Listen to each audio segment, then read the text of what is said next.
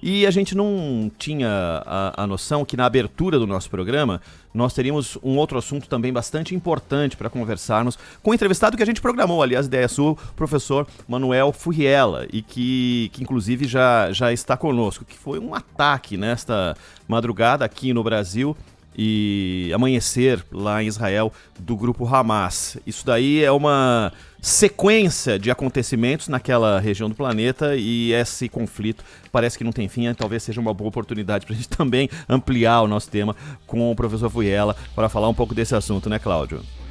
Exatamente. Ainda bem que o temos aqui agora um dos maiores especialistas brasileiros em política externa, em relações internacionais, e vai nos explicar, ou vai nos ajudar a entender o que é que está se passando no mundo, não é?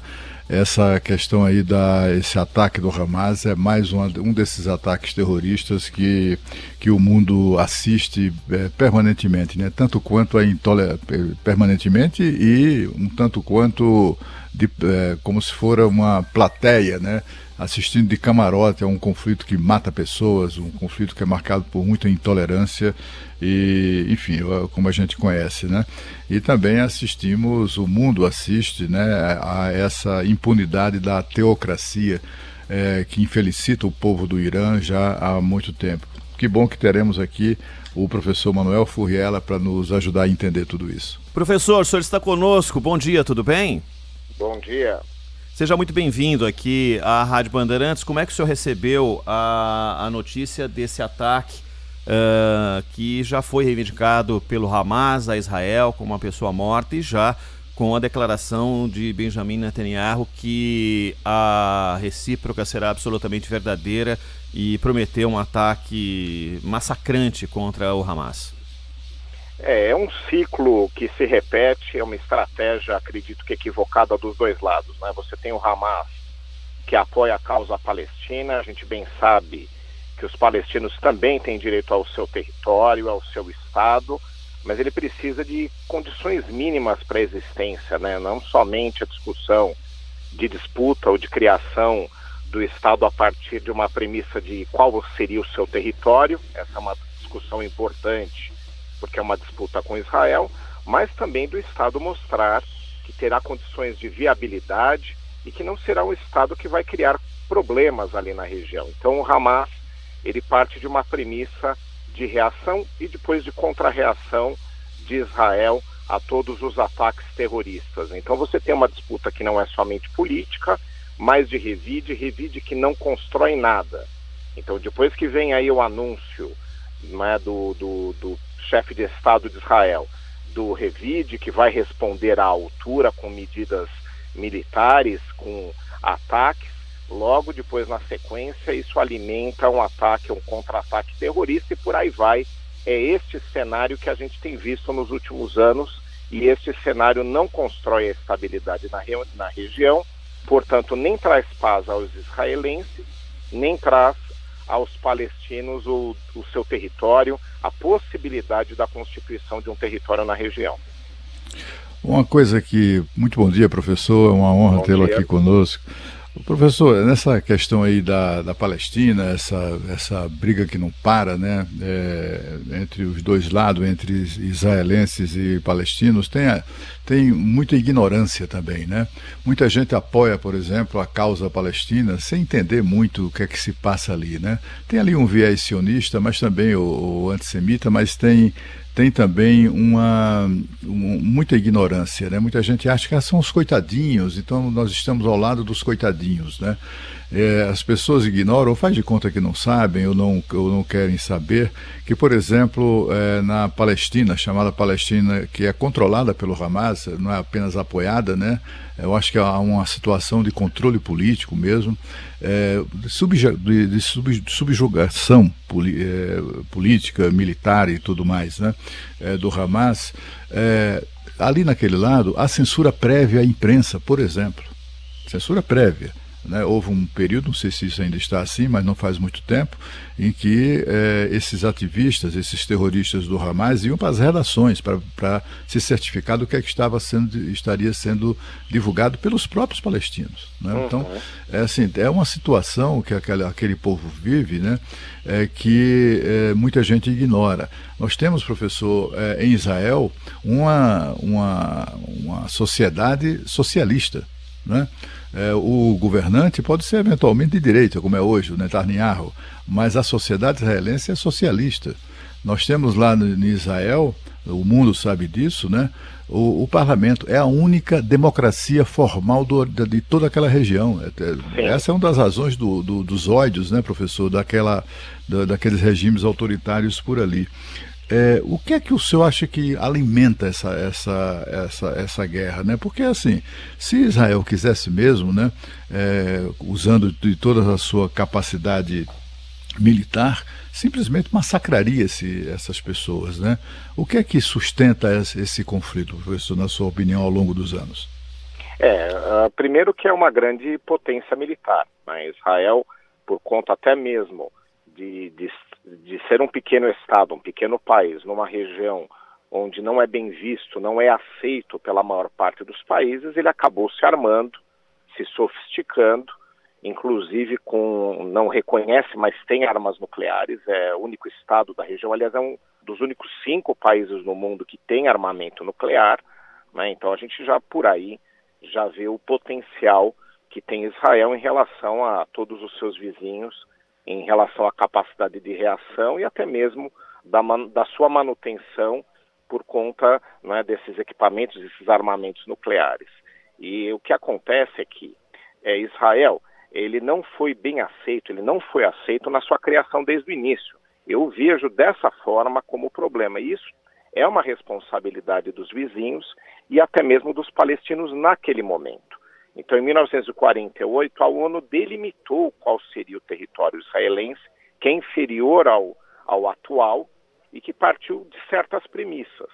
Então, eu acredito que se daquele momento houvesse uma negociação e houvesse o surgimento do Estado palestino dentro dos territórios delimitados pela ONU, houvesse também, né, o surgimento e a continuidade de Israel dentro daquela linha, daquelas fronteiras estabelecidas, nós hoje teríamos os dois convivendo. Poderia até haver algum tipo de rusga, de desgaste, mas não o que temos agora, né? Então você tem a Palestina se tornou, na verdade, um enclave, porque não se constitui como um país, não consegue fazer isso, e fica nessa disputa com Israel, praticando atos terroristas, e aí Israel reage a esse processo que eu acabei de explicar aqui.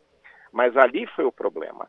E os estados vizinhos também não reconheceram aqueles limites, aquelas delimitações do Estado de Israel de acordo com as premissas da ONU. Se a gente tivesse já em 48 partido disso, o cenário hoje seria completamente diferente, porque cada um deles teria, né, um estabelecimento dentro de uma organização multilateral que é a ONU, de cada parte ou cada território que competiria a cada um, né? Então a gente teria uma situação diferente, mas não. Os estados vizinhos não reconheceram, se organizaram nos anos 60 para atacar e repelir Israel. A partir dali, Israel reagiu e viu que tinha força militar para isso, e aí quis pegar também mais territórios. Então, na origem está o problema todo. E esse é o cenário que a gente tem. Não só os israelenses querendo se manter onde estão, mas até mesmo com olhos para outras regiões que eles entendem que têm direito. Então essa disputa, ela surge na origem, onde não houve humildade de todos, não só de israelenses, de palestinos e dos estados vizinhos, e entender que havia ali uma possibilidade de convívio harmônico, cada um no território que uma organização internacional havia estabelecido. E aí a gente tem esse cenário. E vem a reação e contra-reação que eu mencionei. A gente vai continuar nisso. Agora, sobre os palestinos, eu também concordo com um ponto aí que você trouxe, né, que ali não há uma região democratizada. Então você tem grupos extremistas, principalmente o Hamas, ditando as regras, que não aceitam autocrítica, não aceitam diálogo, não aceitam negociar. Então fica impossível você partir de qualquer tipo de negociação razoável para acabar de vez com esse conflito.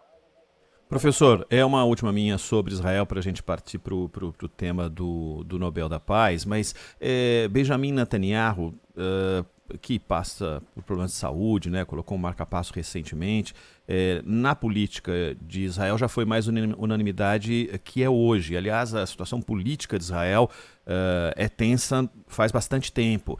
Esse evento, com a promessa de um ataque, ele usa a expressão "estamos em guerra", tal, traz algum tipo de fortalecimento da imagem de Netanyahu para defender os interesses de Israel, como sempre fez, mas politicamente pode ser importante para ele? Sem dúvida, porque veja só, imagine-se, coloque-se no lugar, melhor dizendo, de um israelense. Né? Você tem um Estado que está sendo atacado, né, por grupos extremistas, dali principalmente originários da Palestina. Vem um governo que informa, apresenta um projeto para a sociedade de uma reação mais extremada para combater através da força esses ataques terroristas. Isso tem um apelo. Então, os terroristas, ao decidirem, né, atacar Israel como tem feito, eles, na verdade, alimentam o próprio governo de Israel ou projetos que tenham papéis ou tenham proposições mais de força, de utilização de maior capacidade militar. Então, esses mesmos grupos, eles favorecem a que se tenha em Israel um governo que não seja mais moderado, com o qual eles possam ter um melhor canal de diálogo. Né? Então, essas atitudes, elas também não são bem pensadas e bem calculadas por aqueles que gostariam de sentar na mesa com os israelenses para negociar. Né? Porque aí, a população israelense, querendo se defender dos ataques, vai buscar, obviamente, aqueles que tenham proposições, né? Aqueles que tragam aí projetos de maior defesa nacional, ou de repelir ataques, ou de dar respostas de força. Então é muito normal que cabe fortalecendo, dentro mesmo de Israel, aqueles que tenham esse tipo de discurso. Mas, professor, de outro lado, fica muito difícil sentar para negociar com bandido, né? com terroristas. Imagine que esse pessoal aí, eles se instalam, por exemplo, como recentemente foi descoberto, né? Eles se instalam seus QGs nos subsolos ou em instalações de hospitais infantis. Uhum. Eles usam crianças como escudo humano. Né? Eles há anos atiram bombas, foguetes diariamente, dezenas, centenas, em áreas civis. Essas áreas atingidas que nós vimos nas imagens no começo do programa, quem nos acompanha aqui pelo nosso canal no YouTube, isso é área residencial. Uhum. Eles são terroristas, como todo terrorista, covardes, né? Fazem o mal sem olhar a quem. E isso inclui prioritariamente a população civil. É preciso lembrar também, eu sempre gosto de lembrar quando a gente reflete sobre esse assunto, né, professor, que além de ser uma democracia, a única democracia formal, e eu acho que isso tem tudo a ver com o que Israel tem sofrido ao longo dos anos, né? Porque ali só tem ditadura, só tem regime autoritário.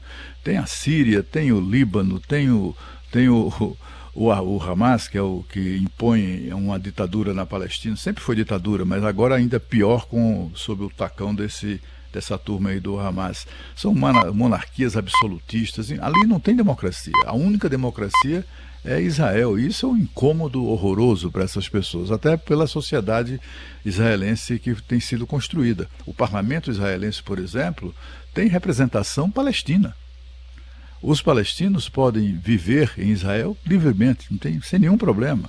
Vivem, trabalham com... No cotidiano, essas pessoas se relacionam. Exatamente. O problema são as lideranças.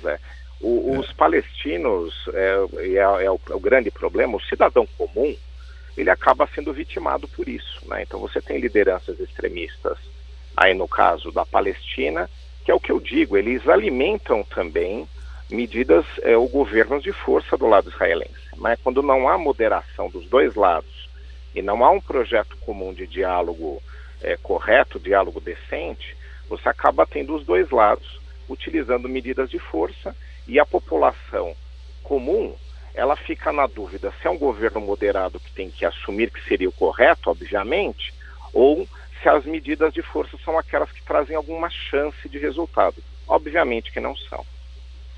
Professor, a gente fez esse contato com o senhor ao longo da semana para falar a respeito do Nobel da Paz, que foi laureado para Narges Mohammadi, que combate lá a repressão contra mulheres no Irã, e o Cláudio falava aí sobre esses regimes, essas teocracias. E é mais uma premiada que está presa, né? Ela está presa, inclusive, isso não faz diminuir o ímpeto. A pena dela tem aumentado, né, ao longo do tempo, pelos movimentos pelos quais ela se identifica e defende, mesmo estando na prisão. Ela foi condenada já presa 13 vezes. A última das condenações, ela tem uma condenação de 30 anos e 154 chicotadas. E ela acabou sendo, por defender as mulheres, os direitos das mulheres, tendo esse destino. Esse prêmio reforça outras ativistas com a mesma característica da Narges Mohammadi a continuar na luta, ou os fatos que envolvem outras, como a Mahsa Amani, que entrou dentro de um trem porque tinha uma mecha de cabelo à mostra e foi espancada e teve até uma concussão, porque simplesmente entrou num vagão de trem, não da maneira como a polícia de costumes gostaria que fosse. Isso reforça essas ativistas, ou vai chegar uma hora que não vai ter mais quem defenda, pelo medo, evidentemente, do que aconteceu e do que acontece com a Narges Mohammadi, que está na cadeia? O Nobel, né, esse tipo de prêmio, essa premiação é internacionalmente reconhecida, tem sido notícia no Brasil e no mundo inteiro, né? Ele não consegue ter o papel de resolver um problema tão sério que não só tem o Irã, né, mas como foi comentado aqui, todos ou quase todos, grande parte dos estados da região. Mas, de qualquer forma, aquilo que, né, o Nobel pode se propor, ele fez, né? Então trouxe essa premiação, trouxe essa questão à discussão internacional, ajuda a alimentar, né, a insurgência, né, contra essas medidas completamente absurdas de restrição aos direitos das mulheres, né? Você veja que esse episódio que você contou, né, desse ataque que sofreu essa mulher iraniana dentro propriamente de um vagão, esse ataque foi feito inclusive pelas autoridades, existe uma polícia de costumes, né? Então já seria um grande absurdo se cidadãos comuns tomassem esse tipo de atitude entendendo que a sociedade deve ser repressora às mulheres, mas não, você tem até mesmo as autoridades se organizando para utilizar de violência e também para não permitir que as mulheres tenham as suas liberdades mínimas. É um tremendo de um absurdo, é uma situação absurda. Mas o Nobel, ele fortalece a causa, ele traz à luz esse debate, traz à luz também um debate que é interessante, que veja só, né, muitos falam que a gente tem que respeitar outras culturas, mas não tenha nenhuma dúvida que sim. Agora existem premissas mínimas, né? A gente não pode aceitar que no Estado tenha normas e tem autoridades reprimindo direitos mínimos das mulheres. Só para a gente dar um exemplo aqui, né? Porque existem outras situações também completamente inaceitáveis. E outro debate que se traz à luz aqui é que o Irã, ele se auto-intitula uma democracia, porque existe eleição direta para um dos líderes. Mas a questão é que não é só a eleição que faz de um Estado uma democracia. O que faz também de um Estado uma democracia é você ter normas que deem os direitos aos cidadãos, e aí, no caso, às mulheres, os direitos básicos elementares, né, de serem respeitadas, né, de poderem tomar suas próprias decisões, de serem equivalentes, iguais aos homens. Isso é importantíssimo e não é o caso do Irã, né? Você tem norma, você tem isso entabulado na lei, que as mulheres não têm certos direitos e que existe uma autoridade que vai fiscalizar. Então não é uma democracia propriamente, né? É uma situação completamente inaceitável. Mas o Nobel fortalece e principalmente traz ao debate essa questão no mundo inteiro, né, mostrando que é uma causa nobre e que a gente realmente precisa ser contra essas medidas que são desrespeitosas às mulheres. Traz ao debate no mundo inteiro, mas não no Irã, não é, professor? No Irã, não, no Irã, essa valente mulher, Narges Mohammadi, ela certamente foi espancada, torturada, só porque, eu não tenho dúvida disso, né, lá no cárcere, só porque, após a notícia do Nobel da Paz. E a gente fica assim, é impressionante como essa teocracia se estabeleceu no Irã, um regime de força, é um Estado violento, né? Há uma violência estatal que foi instalada lá e em razão talvez pelo fato de ser um grande exportador de petróleo, mas sobretudo por razões, novamente, né, de pessoas e dirigentes de países que são absolutamente ignorantes com relação a isso. Muita gente apoia o Irã, por exemplo, o governo atual do Brasil, porque acha que é um governo de esquerda, porque pelo fato de o Irã chutar na canela de vez em quando do governo dos Estados Unidos, então é um governo de esquerda. Então há uma bajulação em torno dessa ditadura no Irã que a mantém, né? O que sustenta essa ditadura é exatamente a omissão, a cumplicidade das nações de uma maneira geral. Esse Irã, em vez de virar um pária por tudo que o seu governo representa, não, foi convidado pelo governo do Brasil para fazer parte do BRICS, né? O Brasil apoiou com entusiasmo, né, a participação do Irã no BRICS. Eu queria saber do senhor exatamente isso, né? De que maneira, há outras, o senhor tem conhecimento de algum tipo de resistência, sei lá, de algum movimento, deve ter, né? Mas assim, que seja expressivo no âmbito do Irã para tentar, de alguma maneira, restabelecer a democracia naquele país? Sim, você tem vários movimentos, né, que se insurgem, mas é muito difícil por conta de uma imposição que existe, né? O governo é de força. Aqui lembrando, né, que um outro fator que também alimenta as mulheres a não aceitar no Irã essas questões é que até 1979 existia lá um governo monárquico, né, que era do Shah Reza Pahlavi. O Shah era um monarca, um imperador. A denominação é diversa daquilo que a gente tem aqui no Brasil, mas essa é a função que ele tinha, né? Ele era um monarca. Até aquele momento, prevalecia no Irã o direito às mulheres ao estudo, o direito a se vestirem, que elas têm que ter, obviamente, né, da maneira que bem entendessem. Então havia uma equivalência, igualdade entre homens e mulheres. Não estou aqui elogiando o governo à época, que também lá tinha seus problemas, né? Eu estou dizendo essa característica. Então, ainda é memória recente para a população do país um momento onde não era essa situação, onde não prevaleciam essas determinações absurdas, né?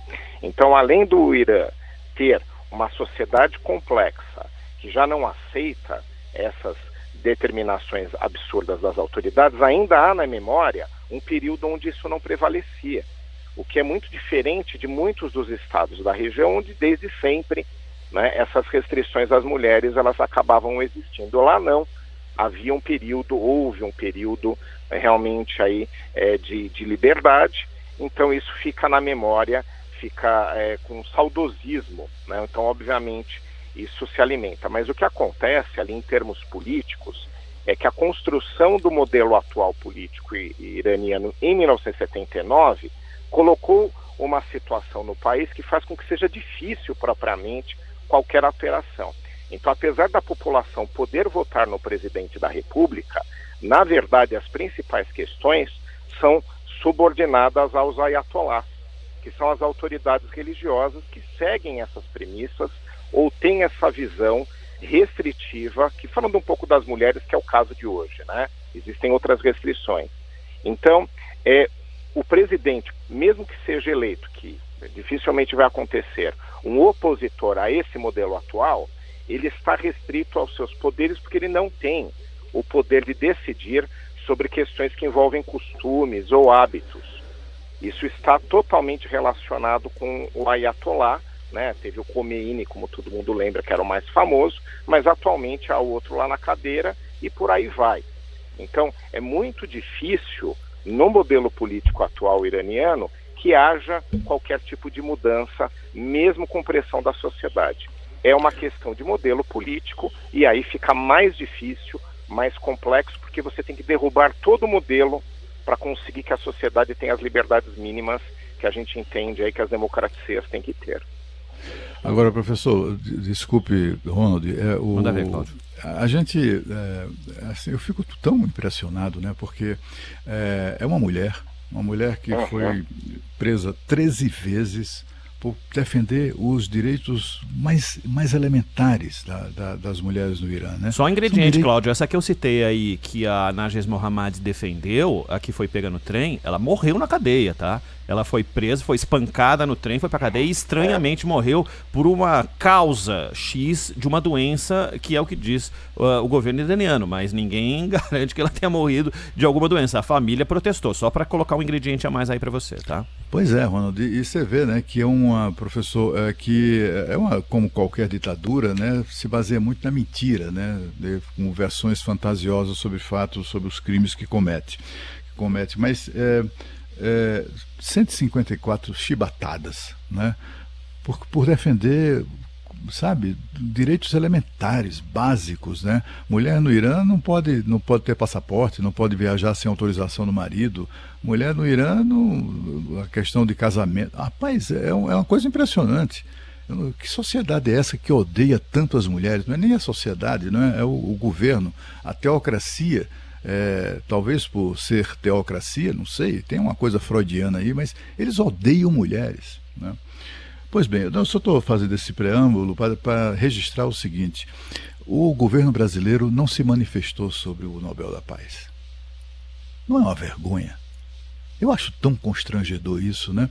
O governo brasileiro parabenizou lá o cara lá os dois ganhadores do Nobel de Medicina, com a maior justiça, diga-se de passagem, né? Foram criadores das soluções que possibilitaram a produção mais rápida de vacinas contra a Covid-19. Aí o governo brasileiro, só para dar uma lacrada ali, em razão das acusações de negativismo do presidente anterior, aí parabeniza o Nobel de Medicina. Aí chega na hora do Nobel da Paz, que é algo tão clamorosamente justo, né?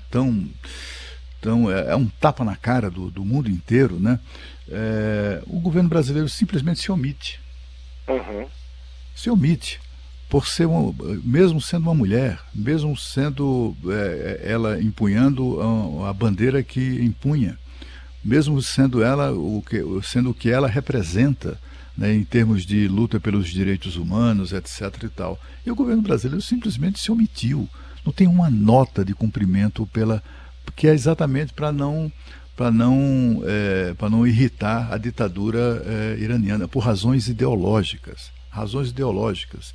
E de outro modo, eu não vi nenhum movimento de mulheres aqui no Brasil cobrando isso do governo, cobrando uma atitude do governo em relação ao Irã, em relação à perseguição e tortura dessa mulher, da Narges Mohammadi.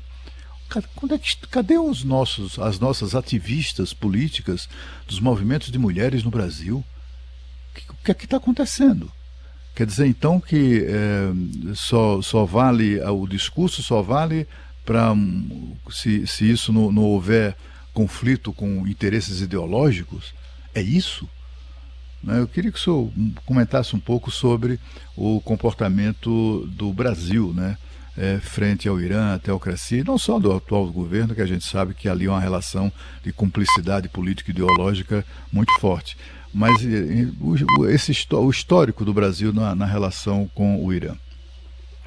O que acaba acontecendo aí, eu acho que uma das maiores críticas, né, que a gente tem ao governo brasileiro em relação à política externa é justamente não seguir certas linhas que são consideradas básicas internacionalmente falando, né? Então, respeito aos direitos humanos, democracia, né, fatores que fazem com que a gente tenha que defender, né, essas premissas mínimas, né, direito das mulheres, respeito aos compromissos internacionais. Isso tudo, inclusive, está na Constituição brasileira, está nas normas internacionais, nos acordos que o Brasil firmou há muitos anos no exterior. Então, acho que, mesmo que o Brasil tenha interesses econômicos, né, a gente sabe que há um posicionamento do governo atual brasileiro tentando se fortalecer né, numa via que não siga aí propriamente a das grandes potências, principalmente a dos Estados Unidos, né, a gente não pode confundir uma agenda com a outra. Né? Então, pode até ter ou querer estabelecer, se aproximar economicamente do Irã, até porque eu estranho um pouco isso, né? O Irã está sob sanções internacionais, o governo brasileiro está até limitado com que tipo de negócio pode fazer lá, né? Mas, de qualquer forma, se imagina-se que se pode, nesse caminho, não pode-se deixar de fazer as críticas ou os posicionamentos em relação a essa outra agenda que eu mencionei, de democracia, de direitos humanos, direito das mulheres e por aí vai. Uma coisa independe da outra. E se o Brasil entende que ao defender essas premissas básicas de direitos humanos atrapalha outra agenda, então a gente tem que imaginar que nós é que estamos errados, né? Porque isso daí não pode se misturar. Então, defender essas premissas sempre tem que vir em primeiro lugar. E as negociações, as outras, têm que ser entabuladas como algo que não pode ficar ligado aos direitos humanos. Então a gente deixa de criticar pelo que deve, porque depois quer se estabelecer uma relação que nos traz alguma vantagem, né? Isso, no meu ponto de vista, é equivocado, desnecessário que seja feito dessa forma e deixa o Brasil em desgaste internacional, né? Eu, por exemplo, tive agora em junho e julho num congresso na Polônia, ali na fronteira com a Ucrânia, foi recebida por nós ali delegação de vários países, inclusive da Ucrânia, e todos eles foram enfáticos, os ucranianos, em criticar a posição do governo brasileiro ao colocar a Ucrânia na posição equivalente à Rússia no conflito. Então, veja só que tipo de desgaste a gente sofreu naquele episódio e que desgaste a gente sofre a não se posicionar, a não se colocar a favor de uma premiação dessa, né, do Nobel, só para que a gente não se desgaste com uma eventual parceria com o Irã. Então, eu vejo isso como algo equivocado, não traz utilidade nenhuma para o Brasil e não deve ser o tipo de posicionamento que a gente tem que ter, né, já que nós somos uma democracia e já que aqui, né, perante a lei, prevalecem os direitos humanos. Eu acho que não é uma agenda correta, não é a primeira vez que esse equívoco ou que essa decisão errada se toma. Mencionei o caso da Ucrânia, onde a gente também se desgastou por tomar uma decisão errada, e agora a gente não se posiciona a favor das causas das mulheres e dessa premiação só por um interesse aí que sabe-se lá qual era. Professor, o senhor sabe que dá pra gente ir colando um tema atrás do outro e passar o sábado batendo papo com o senhor aqui, né, na Rádio Bandeirantes, mas a gente sabe que o senhor tem compromissos também e por isso a gente é obrigado pelo relógio a dar um até breve ao professor Manuel Furriel e agradecer pela gentileza de nos atender nesta manhã de sábado. Professor, muitíssimo obrigado, até uma próxima. Até mais, um abraço. Valeu. 8h